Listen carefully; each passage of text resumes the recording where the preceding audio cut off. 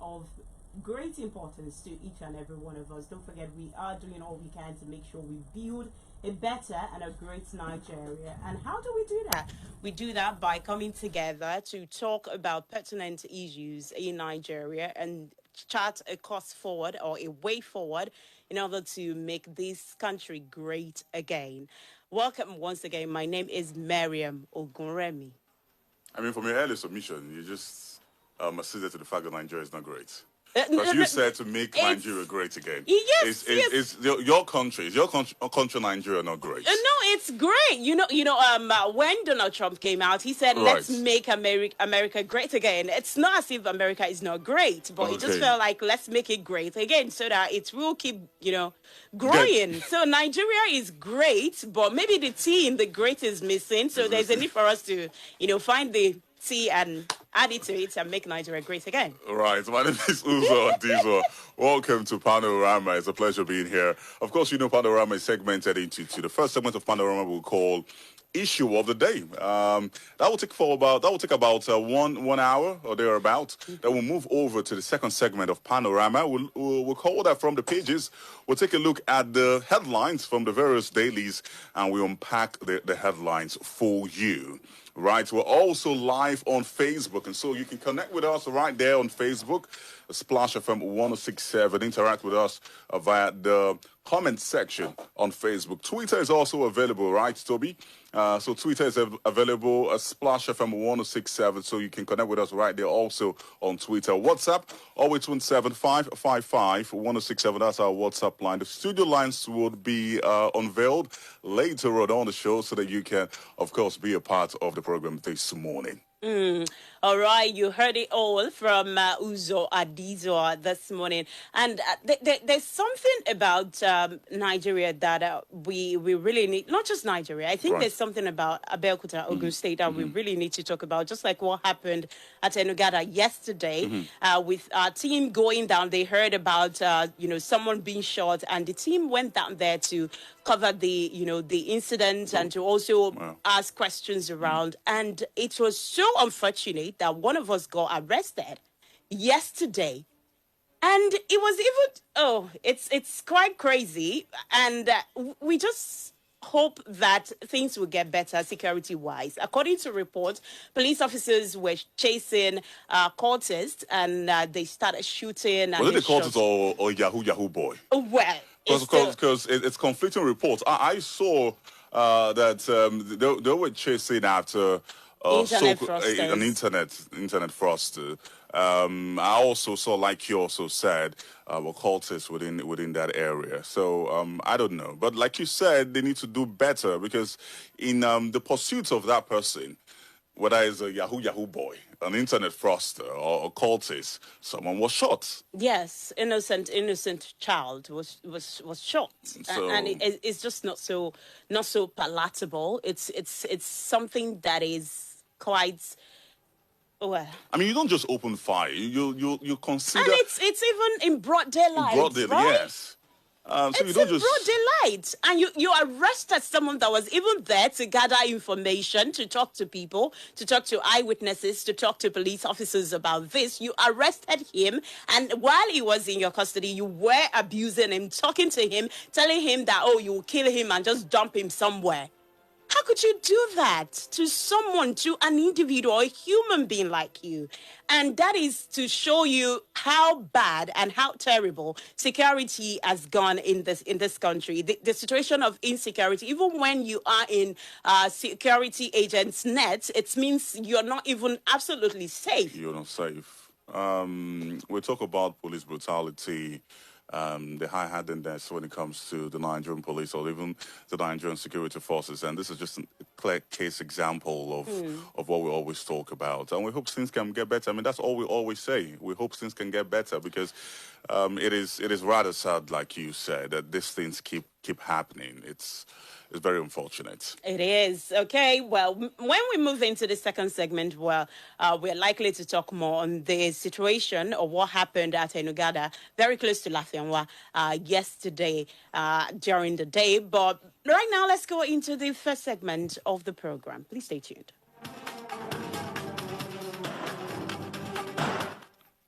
Tax is a compulsory contribution to state revenue levied by the government on workers' income and business profits or added to the cost of some goods, services, and transactions.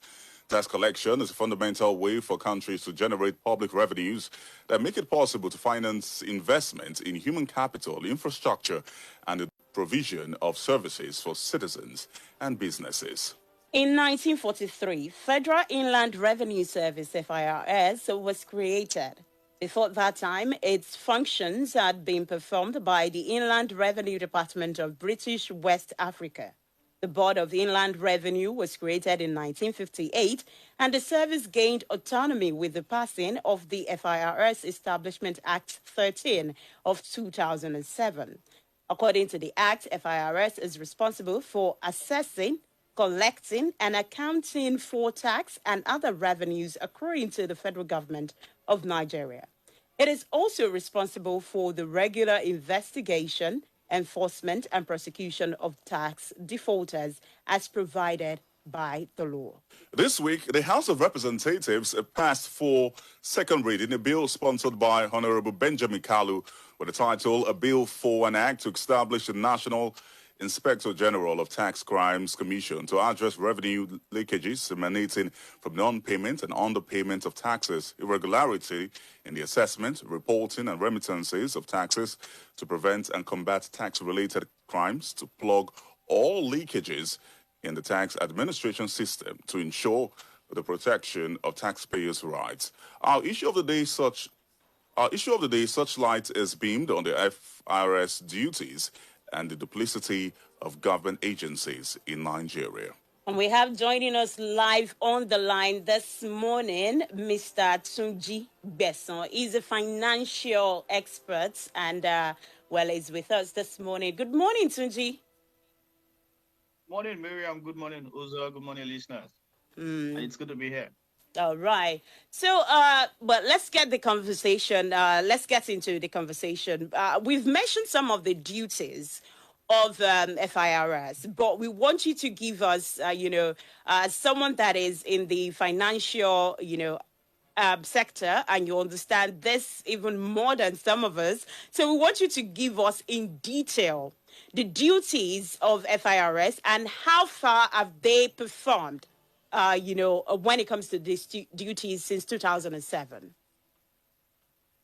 All right, thank you, Miriam. I think essentially you've actually reeled out what their duties are. First of all, is to start off with coming up with policies around tax and tax remittances, ensuring compliance when necessary, and also enforcement.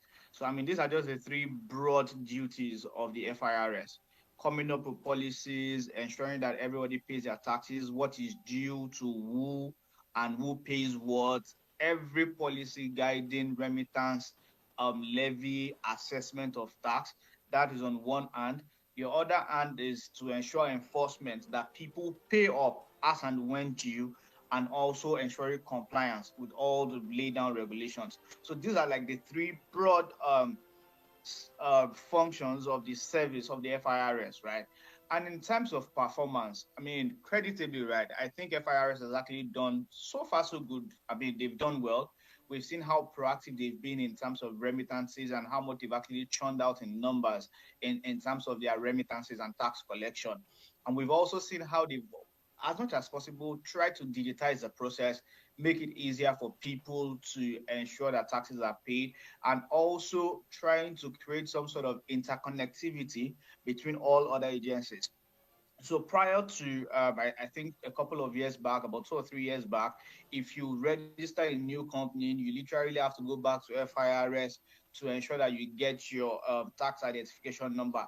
However, there's a plug-in system now that once you register your business, your tax identification number is auto-generated for you. So it solves the problem, and it also helps them ensure that they have a complete database of all businesses. And even for individual taxpayers, I mean, it's been created in such a way that you can do most of your transactions online without necessarily going into their office. Yeah, so in terms of performance, they've done creditably well. However, there's also, give or take, some sort of avenue for improvement when we compare it to global standard. So I mean that's basically what they do and how well they've performed um since 2007. Yes, let's talk about the vulnerabilities of the tax system in Nigeria as well as the administration in Nigeria. How vulnerable is our tax system? Or, well, before I even ask you that, is our tax system in Nigeria and the administration in Nigeria vulnerable? And if it is vulnerable, what are the vulnerabilities in our tax system? I mean, so I think we would when we take it back to about 2 years ago, some of the challenges you would have seen is the fact that the system still appears to be very analog. Um, Proper capturing of what of remittances is also not done. That is being improved on, and then you also see that a lot of people can still beat the system. However, I can also tell you that what I've seen the FIRS do is to create a system where they leverage on sister agencies and also other corporations. So, for example, if you try to evade tax, the FIRS has also created a system where they can access your company using your bank records. So they have access to some of these things. So yes, I mean prior to now, there was a bit of unclarity around how people can do things and how the tax system works, and that created a lacuna through which people can beat the system. However, in more recent times, there appears to be some sort of leverage that has been created by the system to ensure that the system is not being beat at all times.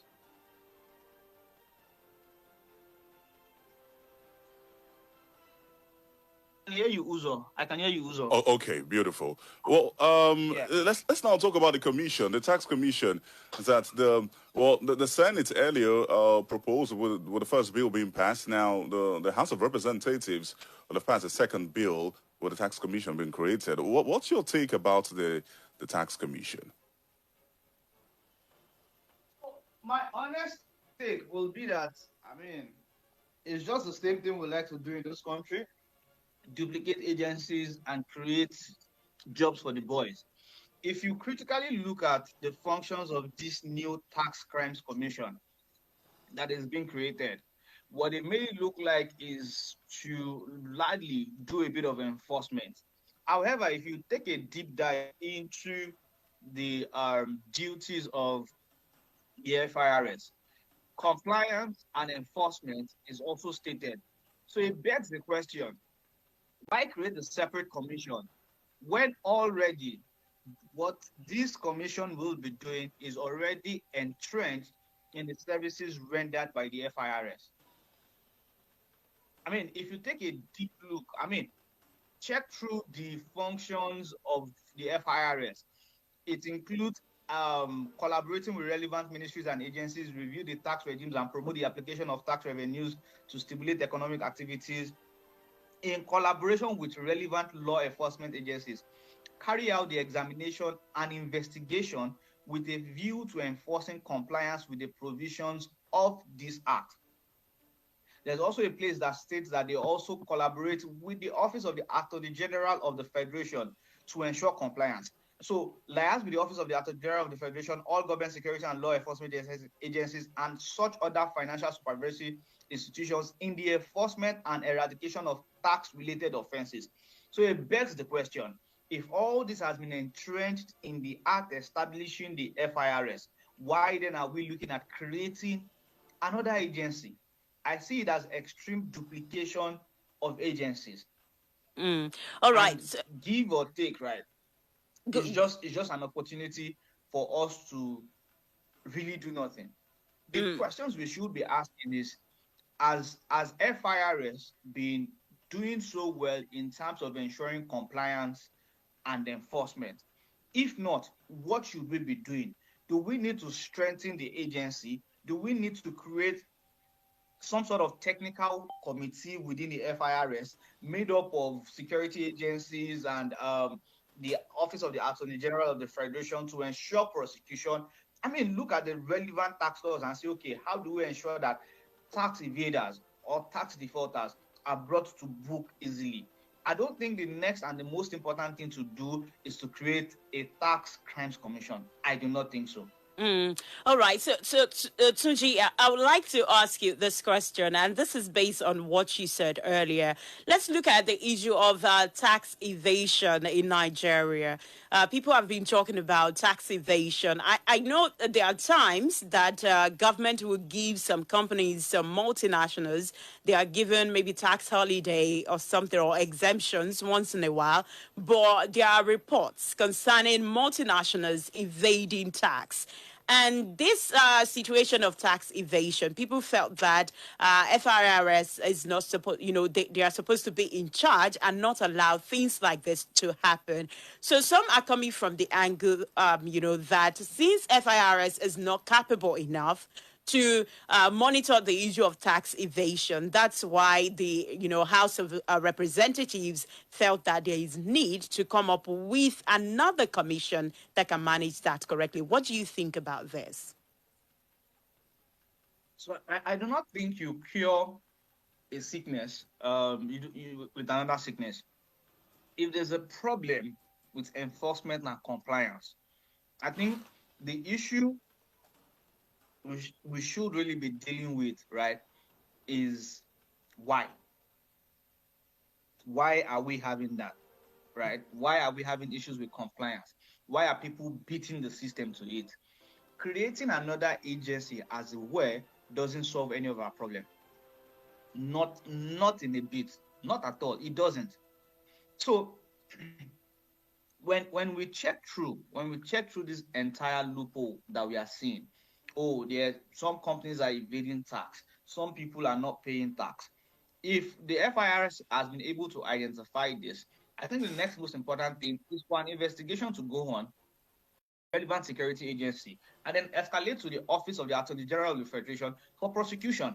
If the argument by some quarters is that this has not happened, we can recall the case of MTN and how that was prosecuted.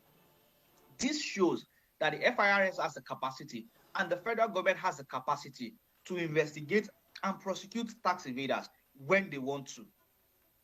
So the real question is, Tunji, quickly, I want to ask you this. You say that the federal government has the capacity to prosecute those who have evaded tax. Well, let me take you back to January this year. The Office of the Auditor General of the Federation disclosed that about 12 ministries, you're aware of this, 12 ministries, departments and agencies of government and MDAs failed to remit 5 billion worth of taxes. The MDAs listed was the Nigerian Civil Aviation Authority, the Federal College of Freshwater Fisheries Technology, Nigerian Correctional Service, the House of Representatives, so National Assembly Service Commission, the Senate, and Department of Petroleum Resources. In its 2019 audit reports, the Auditor General of the Federation obtained by Vanguard stated that the sum was about 5 billion 828,621,715 was the amount of taxes not remitted by the 12 MDAs. So how are you confident that even the federal government, who are even complicit, who are not complying to the tax laws, will be able to even prosecute those who evade tax? These agencies are federal government agencies. The people in charge of those agencies are federal government workers. Right? If anything must be done, let us start with proper housekeeping. Let a panel be set up, right? And these people are made to face panels and explain the reasons why these were not done. Panel by who? Who would set up? Who would set up? Tunji, who would set up the panel? I want to know who would set up the panel. The House of Representatives has the capacity to do this. So the FIRS can call people to order and ask questions. In partnership with the Office of the Attorney General of the Federation, a report has been sent out by the Office of the Auditor General of the Federation. Right. Let us sit down and ask questions and say, see, out of the people on the board of the FIRS, right, we have people from these agencies, the Ministry of Finance, the Registrar General of the Corporate Affairs Commission, Group Managing Director of the NNPC, Chairman of the Revenue Mobilization, Allocation and Fiscal Commission. They are all on the board. So these people have the right to ask questions. So I think the challenge we have is we like to run things as business as usual. A report was generated, no action was taken on it. So the real question is, how then do you go after private individuals when government agencies, including the House of Representatives, has been faulted for tax default? So, I mean, if we think the FRS is not doing enough, do you think that the chairman of the supposed chairman of the tax or the National Inspector General, like they want to call it, of the Tax Crimes Commission, who was screened by the House of Representatives and Senate and had his appointment ratified by these agencies, will now go heads on against the same people? The only thing we would end up doing is perpetrating criminality within the system at a higher cost. Let us look at the existing system and create a model that works within the existing system. We've seen panels set up, and people will come and tell you that the reason why they didn't take action was because somebody called and told them to step it down. All right, Tunji, hold that thought. We will get back to you after this time out. We need to go on a quick commercial break. The program is Panorama on Splash 106.7 FM. Please stay tuned. Splash FM 106.7. Honey, must you go? Babe, you know I must. Besides, you can always video call me. What if your battery runs out? I've got my power bank. Hey, and when your power bank runs out? Babe, I've got my laptop. Okay, wait. What if your data runs out? Babe, you know we never run out of data. Never run out of data with Airtel Home Broadband Unlimited Ultra plans. Enjoy unlimited data with no speed cap plus extra data daily, so you never have to worry about running out. Visit www.airtel.com.ng/HBB to get started. Babe, but I just left the house. Yes, honey. It's video calling all the way. Airtel, the smartphone network.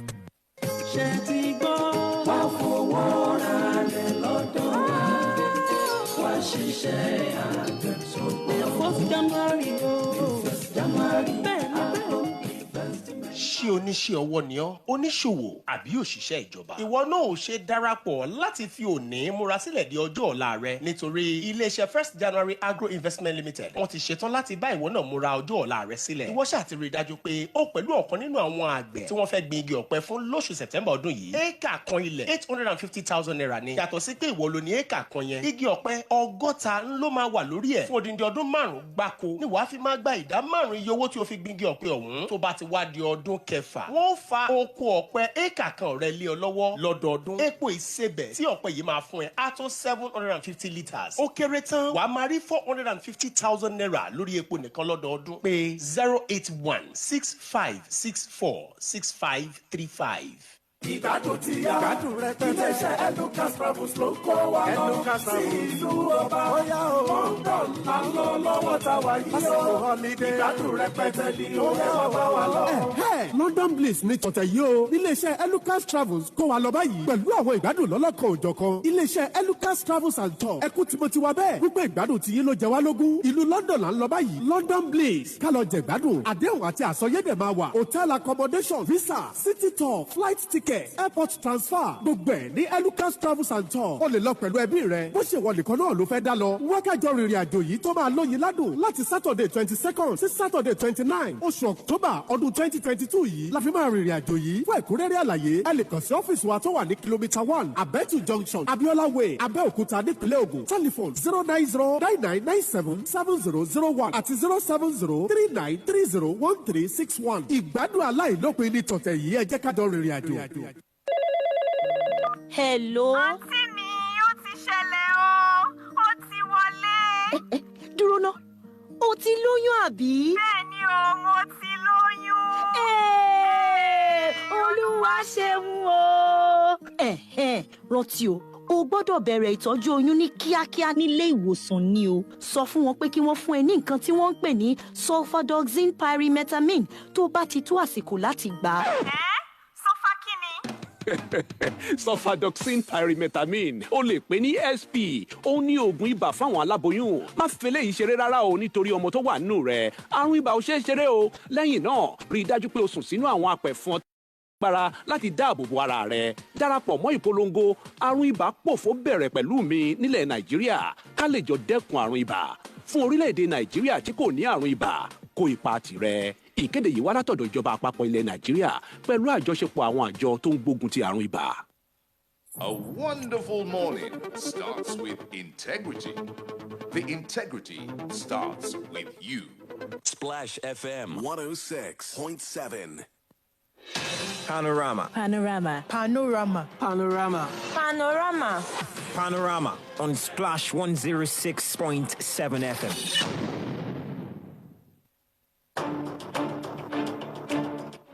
You're still on to Panorama on Splash 106.7 FM. And we have with us over the line Tunji Besson, who is a financial expert. And we're talking about the Tax Crimes Commission and whether it is, a duplicity of government agencies in Nigeria. But before we went on that break, Tunji, you were on a line of thoughts. I don't know if you can continue on that line of thoughts you were on earlier.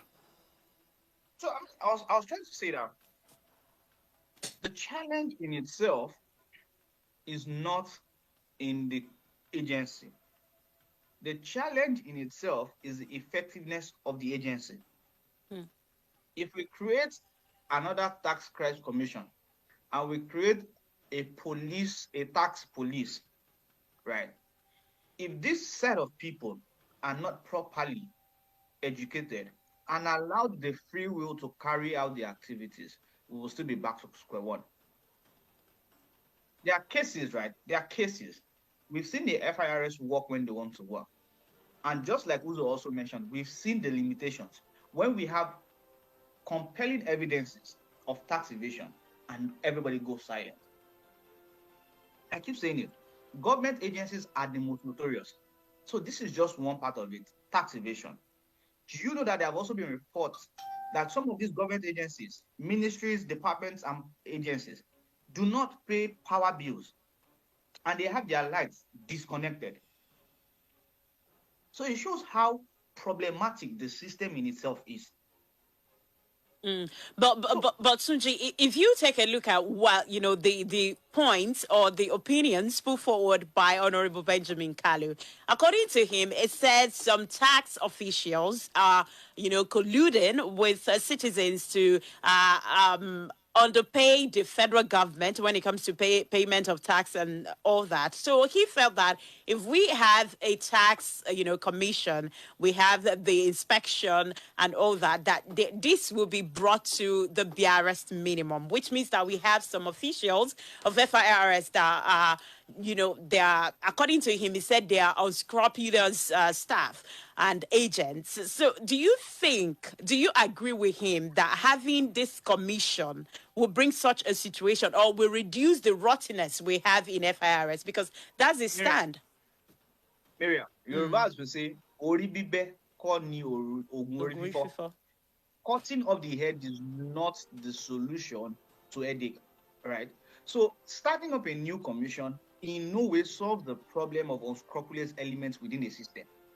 The set of people that you will be putting in the new commissions are also products of a system and a structure.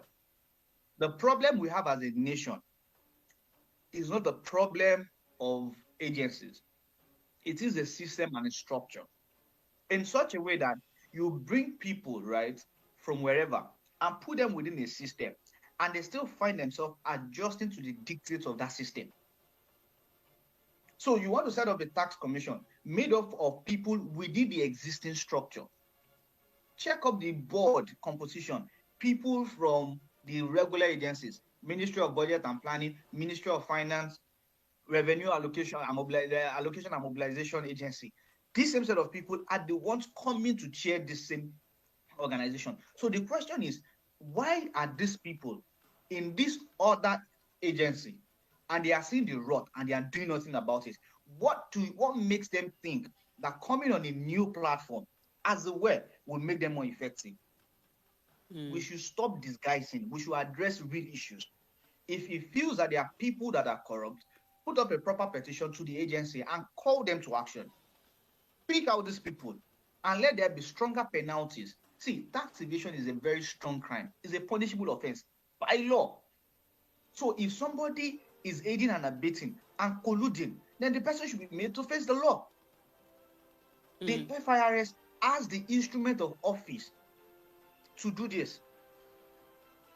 So I think we always just like to look for the easy way out with things. If this bill goes through and the agency is set up, the agency would have its own gestation period, trying to get office, trying to set up, getting people on board and all that, the old jamboree. In 1 year, nothing has been done. Meanwhile, these guys are having running costs. By year 2, they start and hit the ground. They will depend on data they are getting from the FIRS. So the question is, why don't you then strengthen what is beneath the system, make it more effective at a lesser cost? So let's look at the cost to benefit analysis. There are just so many indices that we should look at before churning out some of these bills. It looks like ordinarily, right? It just looks like us trying to meander out of a bigger problem. The problem in itself is not tax evasion. The problem is the structure that allows tax evasion and tax crimes. All right. Sorry to cut you short. Talking about the structure of FIRS now, I want us to talk about this issue of revenue generation in Nigeria real quick. You are aware of the debt situation of Nigeria. You're aware of the debt servicing and also the amount of money we've borrowed in the past 4 or 5 years in the country, because you're in the know when it comes to things like this. Now, let me ask you this question. Revenues generated by FIRS over let's say like in the past 2-3 years, how well, these revenues, how well have they, helped the federal government in planning the development of the country? Well, it's subjective, right? Very subjective. How well has it helped the government? Of course, it has helped the government because it is contributed. I'm trying to see if I can pick out the exact figure that FIRS is. Taxes and internally generated revenue contributes to our national budget. However, it is not significant. Well, according to them, last year they generated 6.4 trillion. 6.4 trillion vis-a-vis our national budget shows that we have a long way to go, right? We're a nation that largely depends on oil as our source of major revenue. Internally generated revenue contributes less than, I think, about 10-15% to our general position, right? And then it just shows us that we have a problem. And see, it is foolishness, right, to think that we can generate more revenue when we are not a producing nation. It goes pari passu.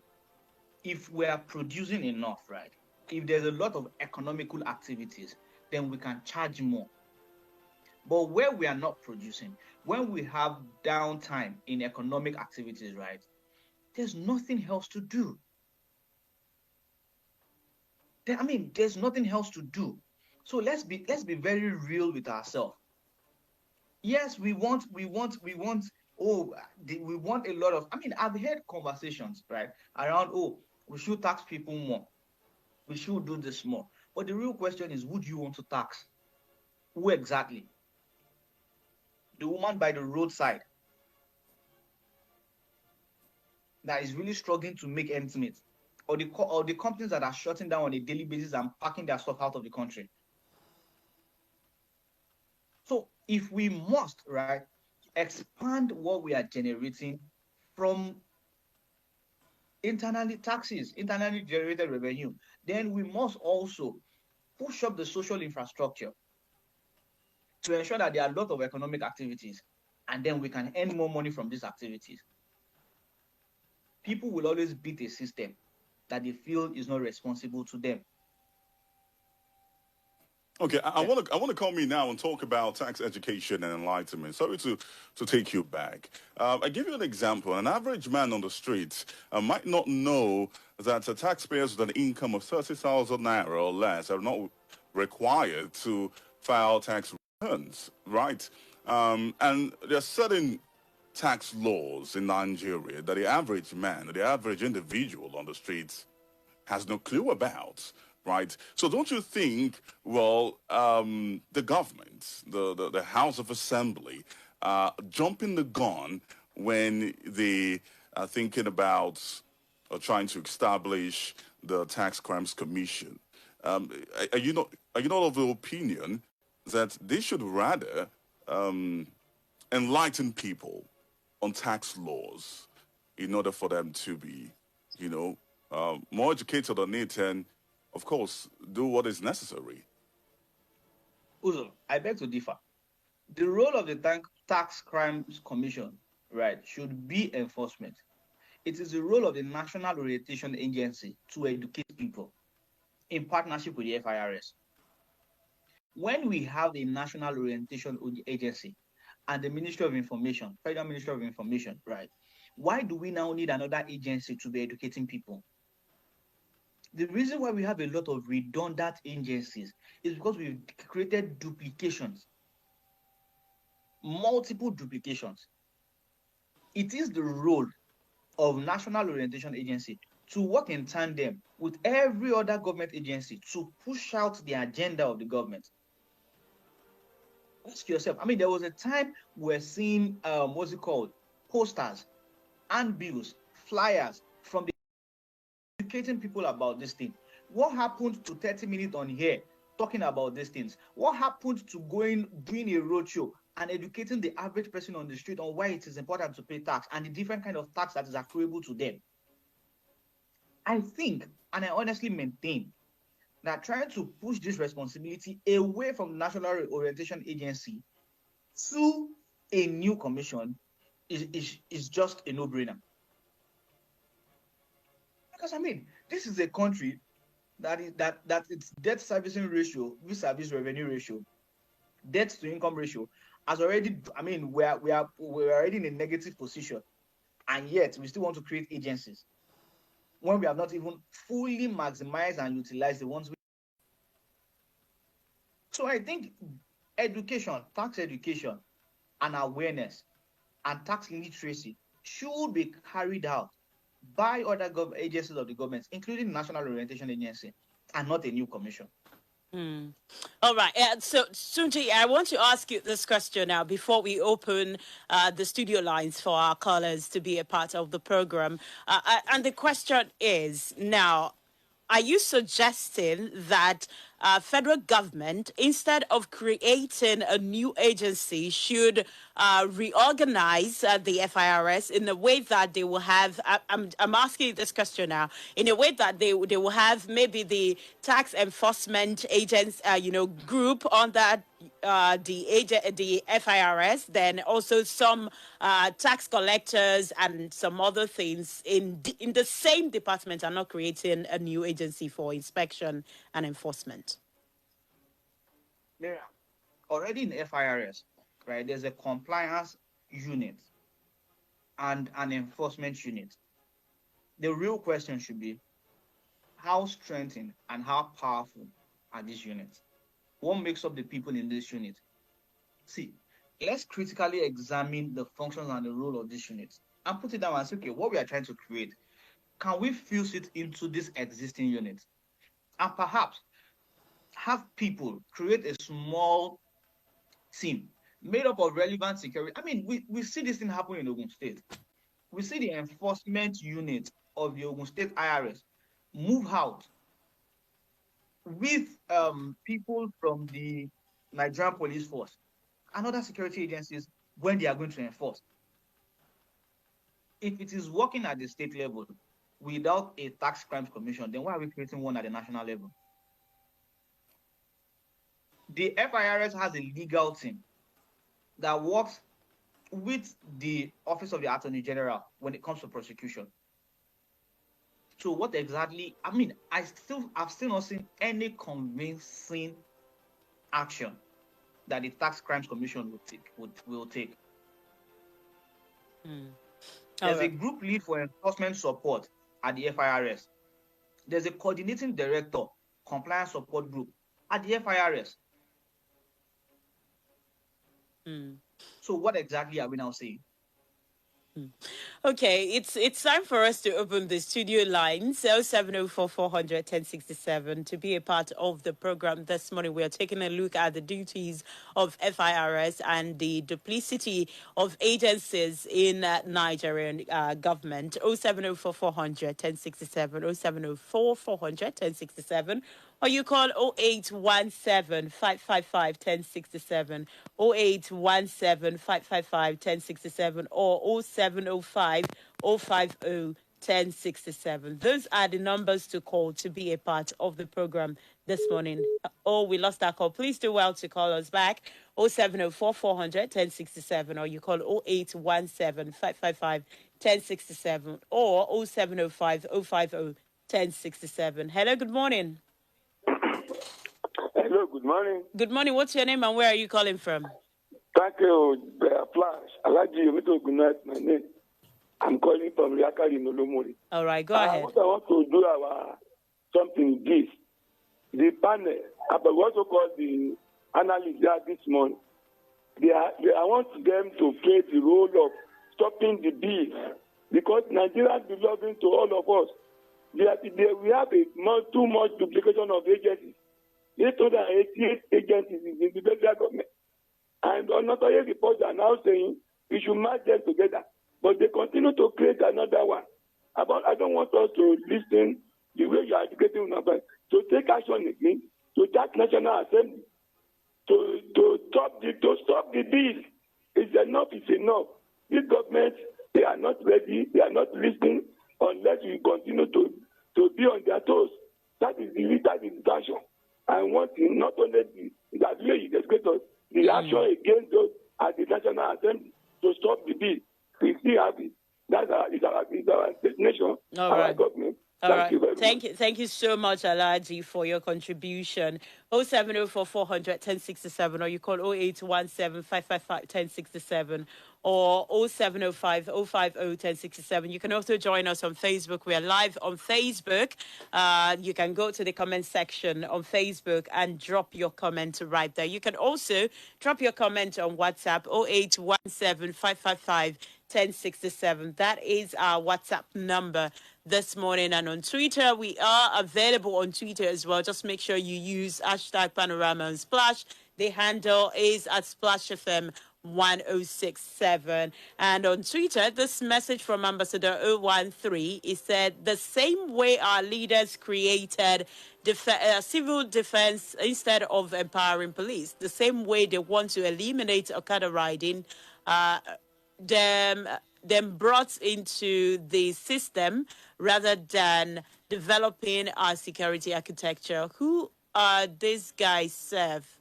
Let them leave the country alone. Well, that is from Ambassador 013 on Twitter, 0704 400 0704 400 Hello, good morning. Hello? Hello, Mommy. Oh, it's not mommy. Sorry, that's a wrong number. 0704 400 or you call 0817 555 to be a part of the program this morning. Okay, Tunji, quickly, I want to ask you this, and I want to get your opinion about this area of the bill being presented in the House of Representatives. According to the bill, it says that the Tax Crimes Commission would report not to the presidency, just as the FCC and perhaps the ICPC report to the presidency. But this time around, the Tax Crimes Commission will report to the National Assembly. What's your take on that? I just feel that, okay, so I do not honestly agree with that position. So if you check that same bill, right, it says that the members of the board of the commission shall be appointed by the president subject to confirmation by the Senate. Now, they also now say that it will report to the legislative arm of the government. So it creates some sort of, I don't want to call it dichotomy, but it's very unclear line, right? Very, very unclear line. So, I mean, the legislature does not have prosecuting power. So why will an agency that is meant to prosecute report to the legislative arm? I just think that this is just an exercise by the legislature, right? To also arrogate some powers to itself and monitor things they're not supposed to monitor. Honestly, that is my honest position. All right. Okay, the studio lines are open 0704 400 1067, or you call 0817 555 1067, or 0705 050 1067. That's the number to call to be a part of the program this morning. Don't forget, you can join us on WhatsApp as well, 0817 555 1067. Hello, good morning. Hello, good morning, Nicholas. All right, welcome, Nicholas. Go ahead. Uzo, when you were reading that thing, you were sounding shocked or surprised. As you were sounding shocked and surprised, I was shocked and surprised why you were shocked and surprised. Now, somebody is owing. The National Assembly is among those who are owing. Then the National Assembly now will not be the one that we want to oversight. I don't understand this. Then when you go further to that law, it is still subject to the Attorney General. Now, if the Attorney General now is to now prosecute and realizes that the Minister of Petroleum brought in adulterated fuel, how will the Attorney General indict the Minister of Petroleum, who is his father-in-law? I beg you, if you want drink kunu for Nigeria, more drink kunu. Thank you. All right, thank you, Nicholas, for your contribution. We have a message here on WhatsApp. Instead of strengthening the FIRS, our lawmakers are now mulling the creation of another agency whose staff and acumen will now be imported from heaven, right? I can tell you for free that our lawmakers contribute to the failure of this country. May God have mercy. Sarakat Abdulhamid Abiodun.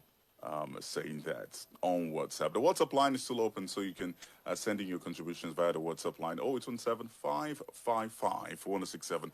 The WhatsApp line again 0817 555 1067. Talk to us. Good morning.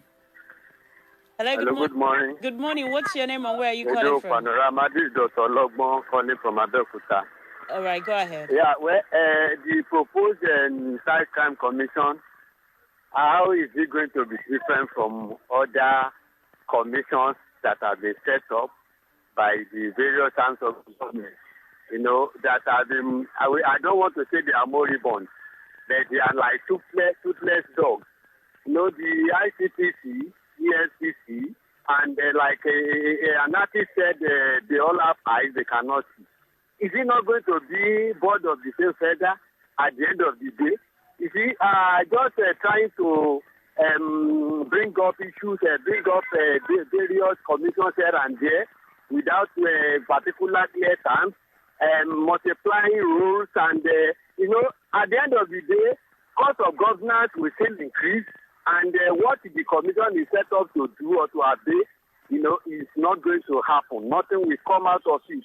It is just money for food for the boys, and see, I think the legislative arm should really be to be cautioned by the masses. The way they are plunging us into further trouble and dilemma in this nation is out of it. Thank you very much. Good morning. Good morning. Thank you so much, Dr. Ologban, for your contribution this morning.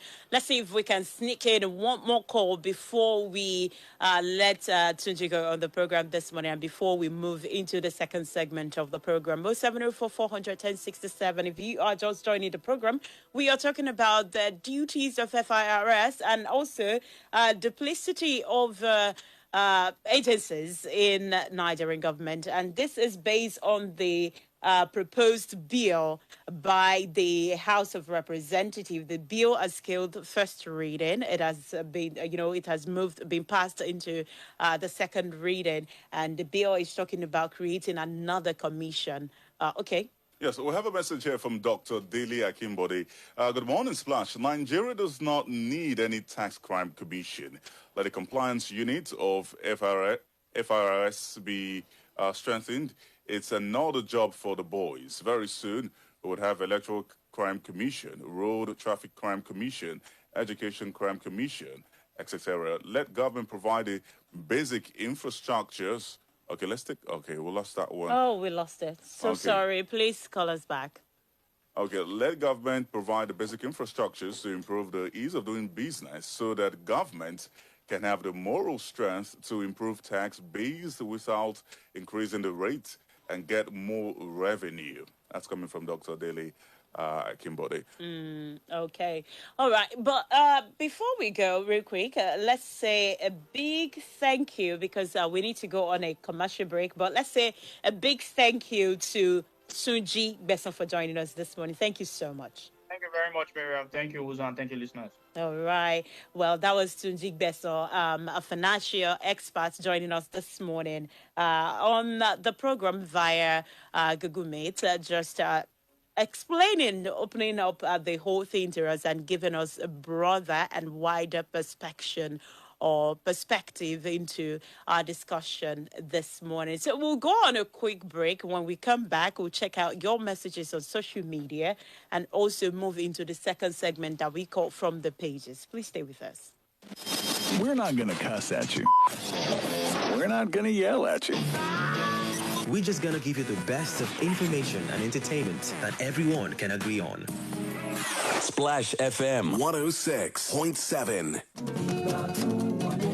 ABR ọ̀rẹ́ àgbẹ̀ àbísúyọ lóko bọ̀pá dé. Wọ́n ní ẹ ò gbọ́dọ̀ kárí ẹ̀ lórí ìgbọ̀ ọ̀tún. Pàápàá àǹfààní tó gbọ́mọ pọ̀n dáadáa.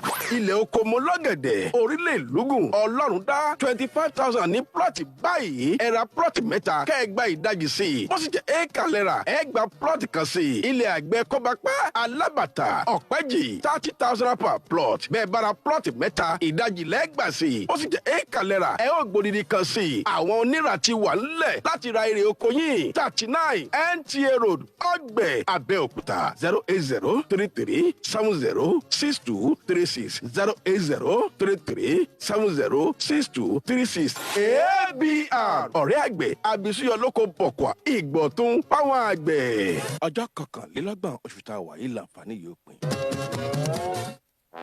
Honey, must you go? Babe, you know I must. Besides, you can always video call me. Hey, what if your battery runs out? I've got my power bank. Hey, and when your power bank runs out? Babe, I've got my laptop. Okay, wait. What if your data runs out? Babe, you know we never run out of data. Never run out of data with Airtel Home Broadband Unlimited Ultra plans. Enjoy unlimited data with no speed cap plus extra data daily, so you never have to worry about running out. Visit www.airtel.com.ng/HBB to get started. Babe, but I just left the house. Yes, honey. It's video calling all the way. Airtel, the smartphone network.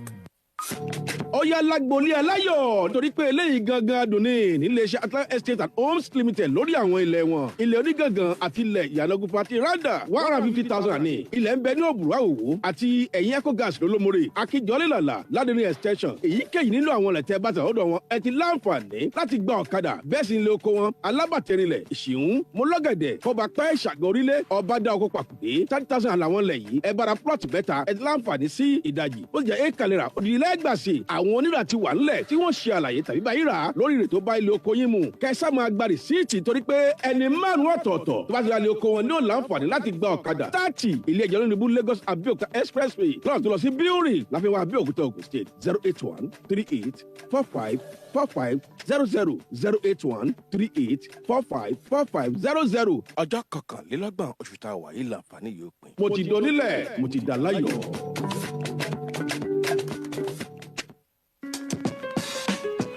St. Andrew's Anglican International Nursery and Primary School is offering scholarship this 2022-2023 academic session for 18 students through a competitive qualifying examination. Avail your child the opportunity as you apply by forwarding your child's full name, address, phone number, and grade being applied for to 0806 651-6537 or St. Andrew's Anglican Schools at Digbe at gmail.com. 3 students will emerge from each grade from primaries 1 to 6, and first, second, and third positions will be awarded 75%, 60%, and 50% tuition-free scholarship in that order. Our summer coaching will also hold between 1st August and September 2nd, 2022. Come and enroll your child today to prepare him for the next academic session. There is enough space in pre-nursery, nursery, and primary sections. St. Andrew's Anglican International School at Digbe, Abeokuta. Christ is our solid rock. bá a bá ṣe ń tọ́jú ọmọ nínú oyún náà la tún gbọ́dọ̀ máa múra sílẹ̀ fún gbogbo ohun tọ́mọ máa lò tó bá délé ayé tán. ìrìn àjò oṣù mẹ́sàn-án kò ṣàyẹ kó báni lójijì. bóun gbogbo tilẹ̀ ti gbówó lórí lásìkò yìí. ìyẹn ò wá ní kọ́mọ tuntun jòjòló ó má lè gbádùn àwọn nǹkan tuntun lóníranran. láti mílẹ̀ yìí rọrùn ní the Ennis Global Covenant Baby Care ṣe sílẹ̀ ẹ̀kọ́ àǹfààní yìí sílẹ̀ fún gbogbo ìyálọ́mọ pátá láti wá máa sanwó ẹrù ọmọ wọn díẹ̀díẹ̀ sọ́dọ̀ wa títí dàsìkò tẹ́ ò fi bímọ. ó sì jẹ́ pé ṣe lẹ fẹ́ ra tìyín lẹ́ẹ̀kan náà. déédéé ló ṣe kò wá sírú ẹrù ọmọ ìgbàlódé tó jẹ́ ojúlówó tẹ́ fẹ́ tí ò sí ní the Ennis. gbogbo ẹ̀ pátá lówó tí ò gàjàrà lọ. bá a ti ń ta àwọn ẹrù ọmọ àti tìyálọ́mọ náà la tún ta àwọn aṣọ ìgbàlódé tó jẹ́ ojúlówó tó buyì kúni láwùjọ fún tọmọdé tàgbà office and casual wear fún tọkùnrin tóbìnrin singlets boxers shoes and bags lovely body sprays lóríṣiríṣi long lasting jewelries for both young and old school bags àti bẹ́ẹ̀ bẹ́ẹ̀ lọ. ẹ kàn sí the Ennis ní number 9 Oníkólóbó road ládojúkọ Catholic Comprehensive High School Oníkólóbó Abẹ́òkúta 0818-303-5977. Have you been looking for how to lose weight and yet the weight doesn't come off despite everything? We educate. That's why we are respected. We inform. That's why we are loved. More music. We are the best.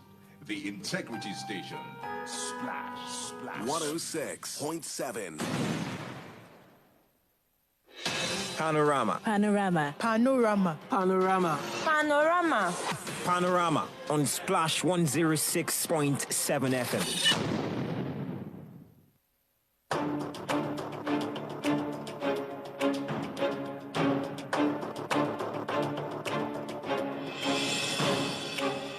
Well, it's exactly 9 a.m. on Splash 106.7 FM. Welcome back to Panorama. We are moving out to the second segment, but just like we promised earlier, that we are going to take a look at some of the messages we have on our social media. On Facebook, we have this one coming from Aromokun Ayodeji Oluseyi. He said, "Good morning, Panorama. My take, may Nigeria never happen to you. Kudos to Nicholas. Even our lady in the studio is shocked." Ifeanyi Iwuchukwu is saying, given the social contract theory by John Locke, no one should pay tax in Nigeria since government evades tax. I just pity civil servants who have no choice. Thank you so much for your contribution. Let's check if we have something on Twitter real quick. Okay. We don't have any on Twitter right now. So, Uzo, anything on WhatsApp? None on WhatsApp. All right. So we move into the second segment real quick. This segment we call it From the Pages. We'll take a look at front page of Nigerian dailies. I have with me Nigerian Tribune. And I have Vanguard newspaper. This one is a big story. On the front page of Vanguard newspaper, Shetimat's unveiling Tinubu adamant as reactions trail fake clergy's presence. A couple of writers to that particular story. We didn't hire clerics. That's coming from a party source. I didn't invite fake Christian clerics. Tinubu says upcoming bishops attend events. I was at home in Calabar, never in Abuja, says Apostle Ubi. And I haven't been to Abuja in the last 3 months. God will judge them for putting my name on their list. Disclose identities of bishops, reverend fathers, others at unveiling ceremony. Christian body tells APC. Can wants APC politicians to stop impersonation. APC members in Kaduna quits party over Muslim tickets. I'm trying so hard to keep my emotions in check. Let's also look at other stories from the front page of Vanguard newspaper. Admission, JAMB, stakeholders peg Vasti Court of Max at 140. Osun government adjudicated words over asset propaganda. FG records 3 trillion naira deficit in 4 months. Subsidy gulps 1.94 trillion naira. Aviation fuel crisis, passengers to experience more flight delays, cancellations. 2023, court OK suits seeking Tinubu's trial over alleged perjury. And lastly, from the front page of Vanguard newspaper, 100 million poor Nigerians make up my political structure. It's coming from Peter Obi. All right, from Nigeria Tribune, the very big story there. First quarter 2022, debt servicing exceeds revenue. Federal government projects 6.7 trillion naira fuel subsidy for 2023. Nigeria imported 202.9 million metric tons of petrol from 2015 to date. Nigerian Navy tells reps on page 6 and page 7 of Nigerian Tribune. Shetima's unveiling clergymen, not big names in Christendom. Tinubu campaign team is saying that on page 8. Shippers Council meets Maritime Workers Union, fails to convince workers to resume work at APM terminals. Terrorist attacks, federal government mulls a nationwide ban on motorcycles, mining activities on page 2. House of Reps holds sale of 5 power plants, says federal government in breach of Privatization Act. That's on page 30 of Nigerian Tribune. INEC to publish particulars of candidates for 2023 state elections tomorrow on page 5. 2023 CBN insists it's illegal to buy dollar with naira for campaign. On page 21, Joe Biden tests positive for COVID-19. UTME, Ekiti Indigene scores highest as 378,639 candidates score above 200. On page 28, JAMB approves 140 cutoff marks for universities, 120 for polytechnics, returns 29 billion naira to federal government. Running mate, aggrieved governors not leaving PDP. That is coming from Autumn, and the rider under that one is saying Atiku to meet Wike to pacify him, he says on page 8. And that's the last one on the front page of Nigerian Tribune. And we have joining us live in the studio this morning, Sir Eddy Aina, veteran journalist and public affairs analyst. Good morning, Good morning, Miriam. Good morning, Uzan. Hello. Hello. Okay, so we are going to start from home this morning. I'm sure you've heard about what happened at Enugada yesterday, the security situation that happened at Enugada yesterday. But we're going to listen briefly to our reporter that went to Enugada yesterday. We'll just listen briefly to what he has to say about what happened there yesterday. Please stay tuned. News editor and the head of social media department, we heard about the unrest at Enugada. So we went there, and on getting to the scene, we saw that, okay, fine, some police officers were shooting sporadically. We started making videos of people around. Then the police officers came and were like, why would we make videos? We did not even, counter them. We were like, it was obviously not a crime to make videos, but they insisted. They bundled me. I was trying to resist their arrest. They could not carry me. So I tried to show my friend the phone I was using for the video and pictures to the head of social media so we'll be able to get the pictures and videos. But they saw what I did. They went to take it. On entering the station, they started beating me.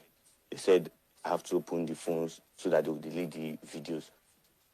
Unknown to them, I kept my other phone so they won't see it. When they collected the phone, they started beating me, like real beating, to the extent that a particular Kazim, short, fair, robust, a little, he used the bottom of a gun to hit my neck here. Like that was when I lost it. I was totally weak at that point, so I had no choice than to open the phone. He was telling us assertively that if I did not comport with him, he was showing me a window down the cell. He was telling me if I did not comport, he's going to shoot me and throw me to the river. There's a river behind the station, and he's saying that I will go and, in his words, Waloba and Watati Pasibe. According to him, they've been killing people and throwing them in the river. And he said he's going to kill me too and threw me in the river. It was at that point I calmed down and opened the phone for him. So when he opened the phone, we sat down inside a place, a smelling place, like they were urinating there. I didn't even know. We sat down, and at that point I was already so tired. A particular woman entered. She's an inspector. So I was thinking that, oh, women have feelings and all that she would. Immediately she entered. She said, are these the criminals? Those guys said no. They were making videos. Immediately she had videos. She ordered them to go and bring Mankere. I was like, a woman? Well, she started beating. Her name is Rebecca Joseph. I took note of her name. The police officer. She's an inspector. Tall, fair. She has body like that. Her name is Rebecca Joseph. I could not take note of the other numbers on her clothes, but I know it started from 531. Rebecca Joseph, the police officer, the inspector. She ordered them to beat me like I couldn't feel the cane again. I can't remember the last time I got beaten, but I couldn't feel the cane again. I lost it. I was so tired. The beating was too much for me. I couldn't even take it.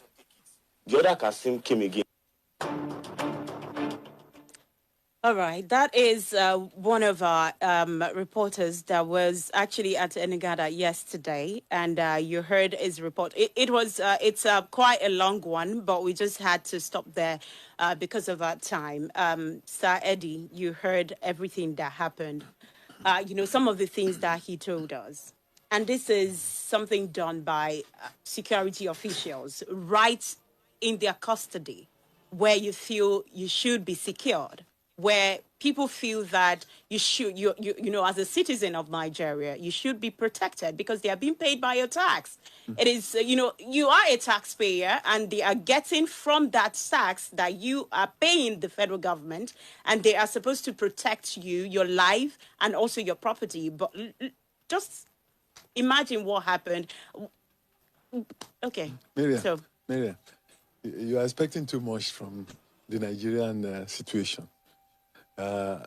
When you compare there and here, different things entirely. Even if you are recording anything there, at least they know how to handle you in a gentlemanly manner, in a human and humane, manner. But here it's a different ball game. Just pray not to get to certain areas at a way wrong.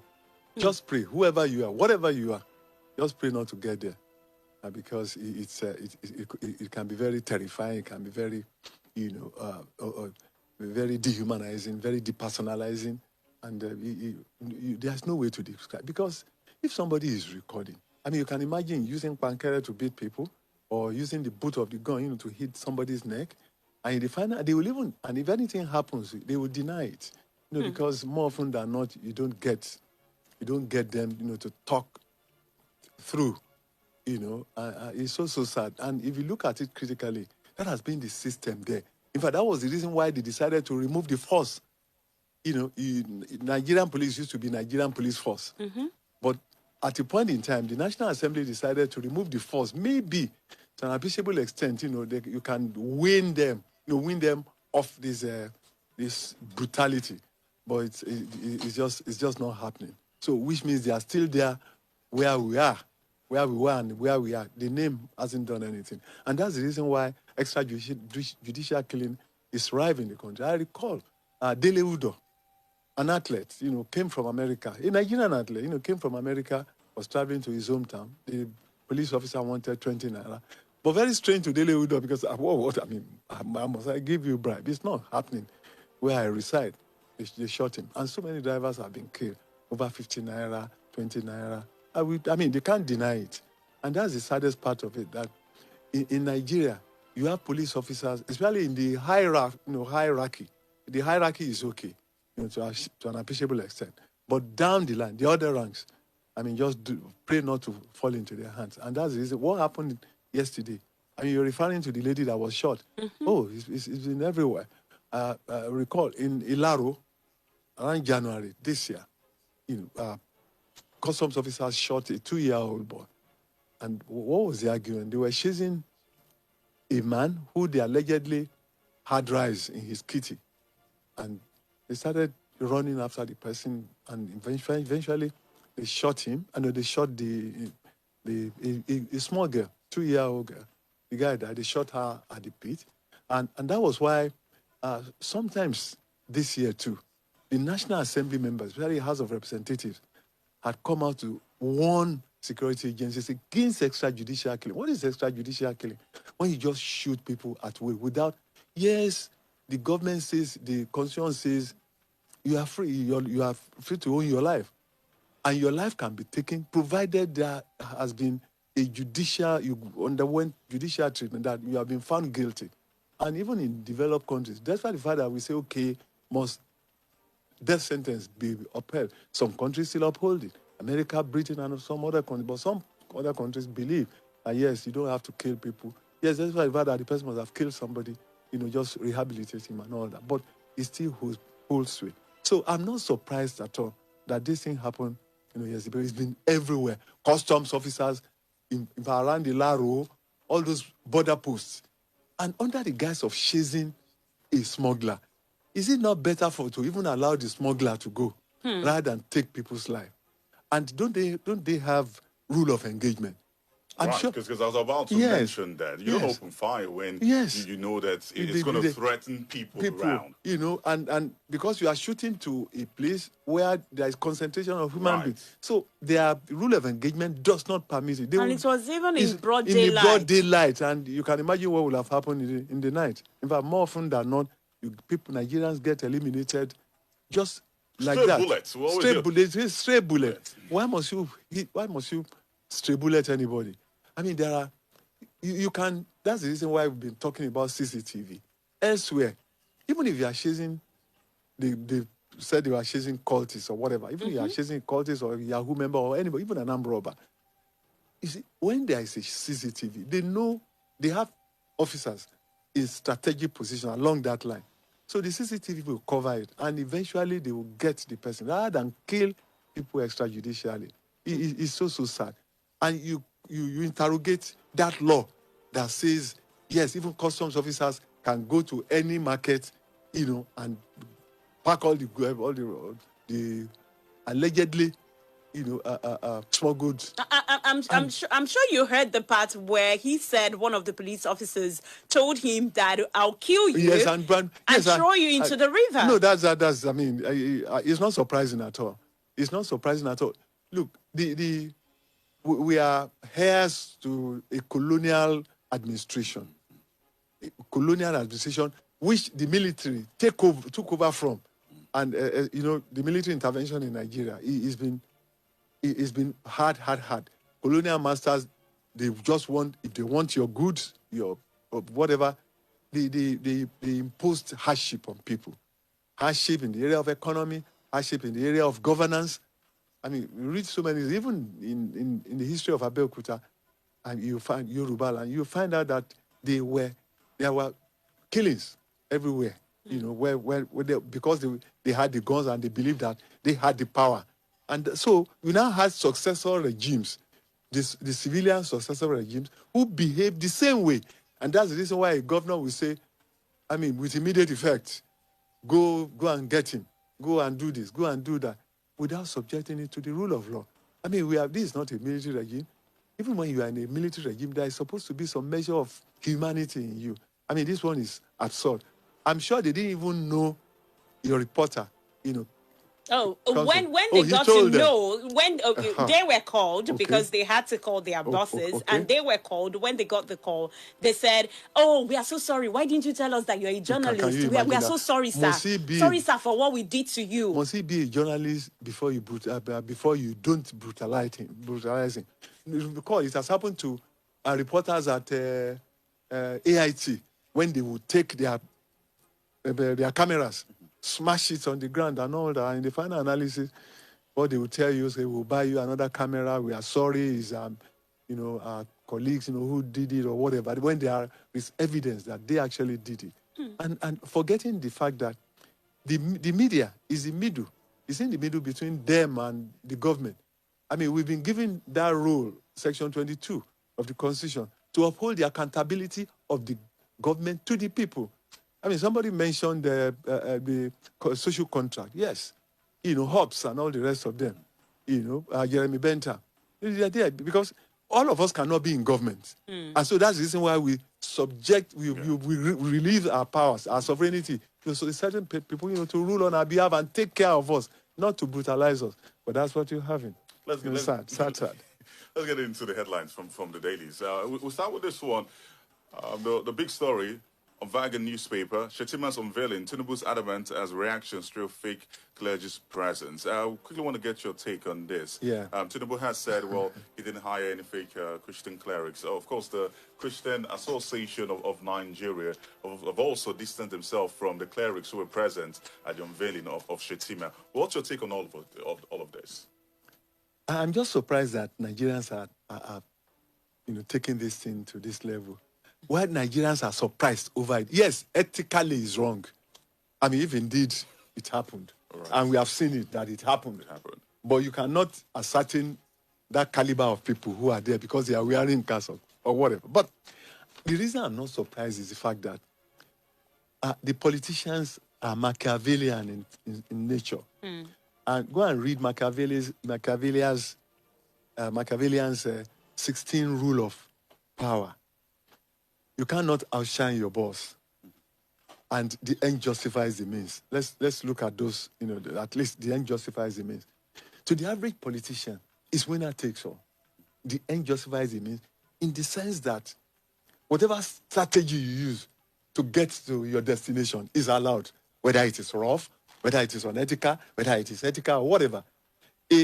Machiavelli says, look, you as a politician, you should be able to show somebody that what everybody sees.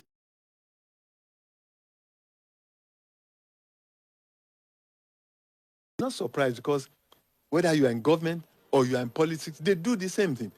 I mean, there will be protesters against a particular personality, whether the president or whatever. And politicians will arrange another set of protesters against those who are genuinely, protesting against government.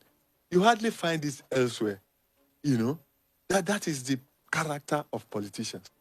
In the olden days, we are talking of 60s and all that, a politician who wanted at that point in time, to implicate an opponent, will go and put a dead man, the dead man's body, inside that person's compound. And so you can imagine, or put cocaine or whatever, or marijuana inside the opponent's, and the policeman will go and find it there and say, just to implicate, just to achieve something. So I'm not surprised at all. Would this achieve anything? I understand that this is a move to douse the same faith tickets. I understand what you're saying. To the politician, they just have to counter it. That's what we are seeing. The politician must counter that public perception, that uproar, against a particular policy. A politician will not take no for an answer. Go and find out. No politician will take a no for an answer. All right. Based on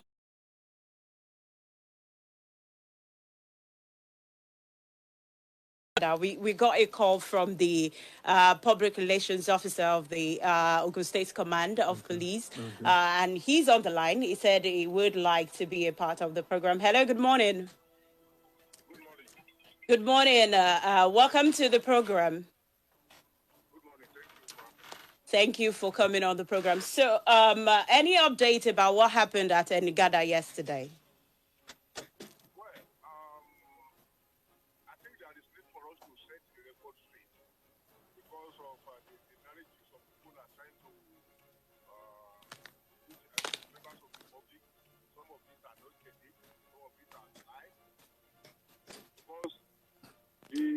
When the incident happened, the information that people are passing around was that the policemen are chasing some so-called Yahoo boys around, and that is why they shot sporadically and disregulated some people. That is far from truth. What happened yesterday was, we all know the various activities of 40 in Ogun State, especially in Abeokuta Metropolis in recent times. Seems it's breaking up. We'll try to reconnect with him. So some of these people that were arrested, they have given us the name, the identity of some of these the perpetration of this crime. So, why the anti-cultists were yesterday on patrol, they cited two of the leading members of this group yesterday around the room.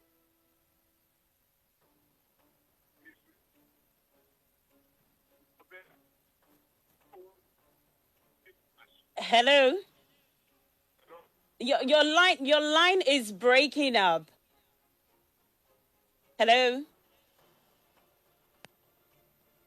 Hello. Yes, we can hear you now. Go ahead.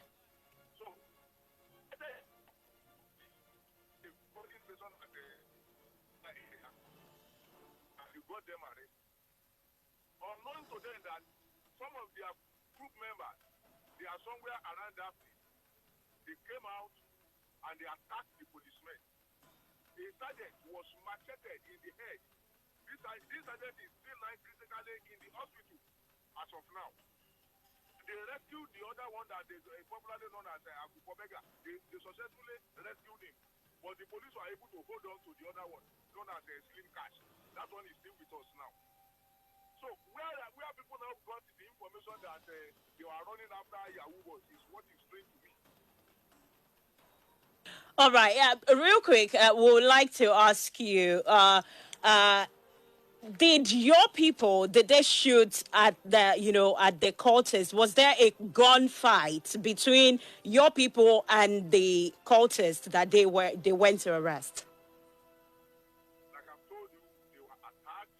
A sergeant was macheted seriously, and that sergeant is still in the hospital now. And how do you think they are going to rescue that person? All right. Thank you so much for the update, SP Oyeyemi, for joining us on the program this morning. All right, that was the State Public Relations Officer of the Ogun State Police Command, SP Abimbola Oyeyemi, giving us updates on what happened at Enugada yesterday. Well, according to him, cultists, the police officers went to arrest cultists. They got attacked, and there was a kind of gun fight, and which led to. According to him, he said a police officer was macheted yesterday at the. Eddie, you want to react to what he said? I mean, my brother, Yemi is a perfect gentleman, a professional to the core and all that. But the point we are making is this: very simple.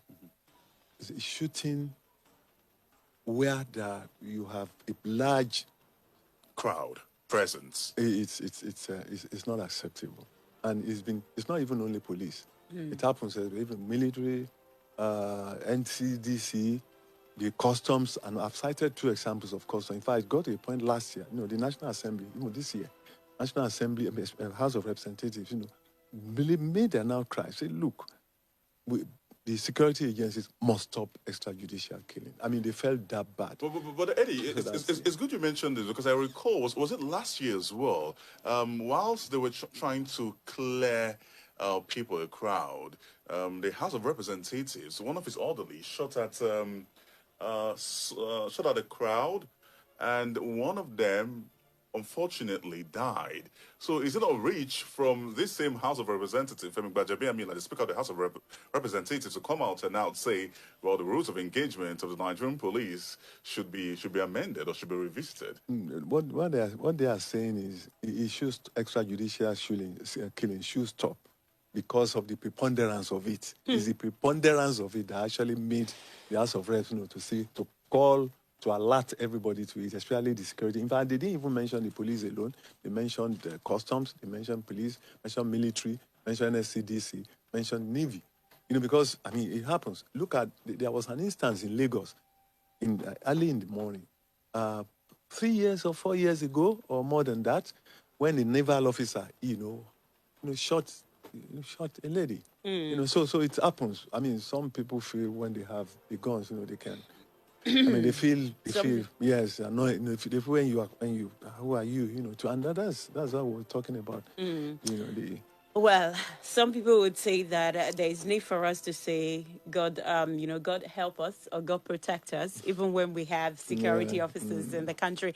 I wanted us to talk about the situation, the cutoff mark of JAMB for varsity now to 140, but our time is fast spent. So we need to open the studio lines and also check on social media and see the contributions of the people.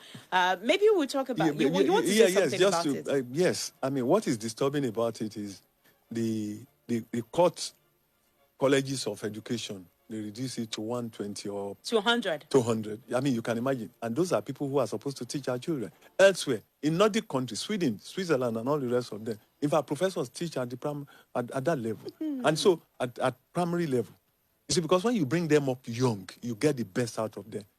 But the irony in Nigeria is we begin, we take those who cannot make it, to go and teach people. And it's so sad. China, they're even reducing their universities now, to polytechnics.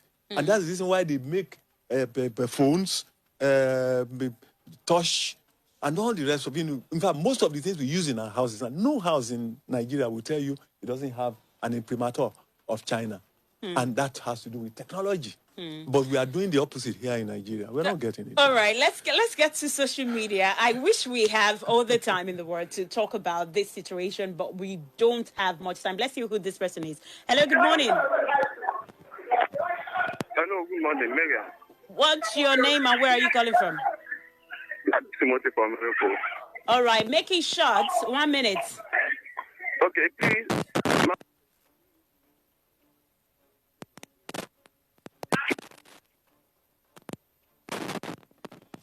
Oh, dear me. Please hold on. We are trying to establish connection with you. Hello? Hello? Go ahead with your contribution now. I say for Splash FM as a whole, I would beg you to please, for the sake of we fans of something, let there be guarantee of security for him, please, and make sure there is justice. Because we can't continue to go on in our nation like this. When police that we feel are friends will turn out to another thing, no matter what, please, it's a crime to make videos. It's uncalled for. Him as a journalist, if they could do so to him, out of that we don't even have anything. Please. Thank you. All right. Thank you so much for your contribution. 0704 400 1067 or you call 0817 555 1067. Hello. Good morning. Oh, we lost that call. Please do well to call us back. Hello. Good morning. Your name and where you're calling from? We come from Selegin. All right. You have 30 seconds. Real quick. Sorry, I will have issues with the people governing us in this country. Now, a man calling, you interviewed a man via phone, and these are people that are supposed to have our feelings at their back. Now, the fact that one of your men was being macheted doesn't mean that you can speak, you can just shoot at an innocent people. That is wrong. You have a question. See the way he answered. He just said, how do you want them to respond?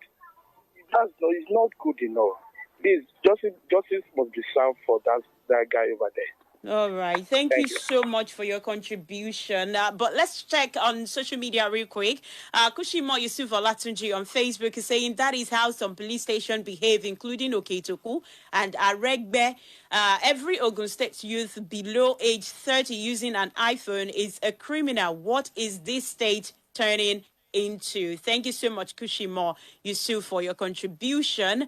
On Twitter, okay, let's see if we have anyone on Twitter. Okay, we don't have any on Twitter. Uza, do you have any on WhatsApp? Oh, yes, I have a couple on WhatsApp. Beautiful morning, my people. Regarding Splash FM reporters that was brutally treated, hope Splash FM has taken it up. Funny enough, if your reporter had died, we'll sorry bring him back to life. Just imagine what the PRO was saying, because he wants to defend his people. Where's the intelligence? And can't police arrest without shooting? He's talking about the officer macheted. So the lives of others are not important as that of the officer. When we need for this country. Honestly, if we don't vote rightly come 2023, if we vote because of Yoruba law, more killing by police will take place. Okay, that's all on WhatsApp. There's still more on WhatsApp, but our time is fast spent. Apologies. Can I quickly take one more? Yeah, try. Education, good morning. This is from Pen Talk. Education is losing its significance in Nigeria. We now celebrate corruption and sudden wealth. Still on WhatsApp, okay.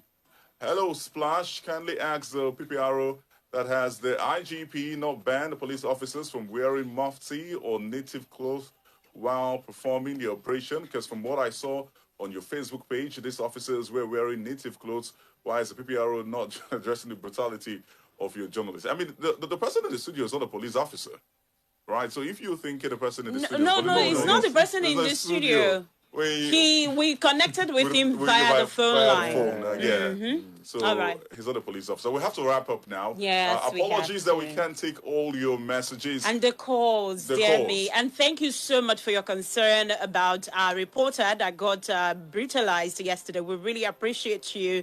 And thank you so much for all you do. Thank you so much, Sir Eddie, for coming on the program. For having me. All right. So it's a wrap for the week on Panorama. Next week is another time from 8 a.m. till 10 a.m. Mondays through Friday. That's when we host Panorama on Splash 106.7 FM. But on Monday, Boyega Olaniyi and Lola Meduteni will be here. Hopefully, we'll talk more on the issue on Monday. My name is Miriam Ogunremi. Do you have a great Friday? My name is Uzo Adizua. Please enjoy the rest of your weekend. Panorama.